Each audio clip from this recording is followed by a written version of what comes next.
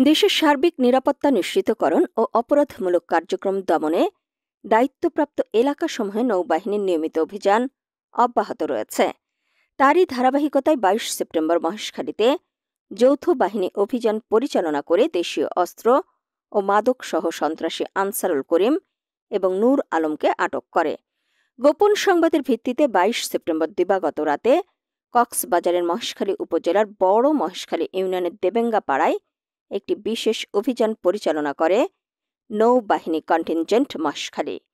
অভিযানকালে মহেশখালীর চিহ্নিত সন্ত্রাসী আনসারুল করিম ও নূর আলমকে তাদের নিজ নিজ বাড়ি হতে আটক করা হয়।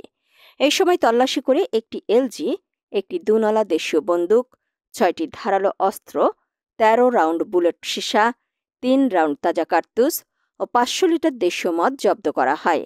থানার সূত্রে জানা যায়, আটককৃত সন্ত্রাসীরা মহেশখালী থানার অস্ত্র, মাদক, চুরি, হত্যা ও মানব পাচার সহ একাধিক মামলার আসামি।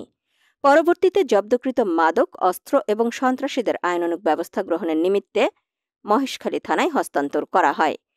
উল্লেখ্য, সমুদ্র ও উপকূলীয় এলাকার নিরাপত্তা নিশ্চিত করার পাশাপাশি অভ্যন্তরীণ সন্ত্রাস, মাদক ও অপরাধমূলক কর্মকাণ্ডের বিরুদ্ধে বাংলাদেশ নৌবাহিনীর এই ধরনের অভিযান আগামীতেও অব্যাহত থাকবে।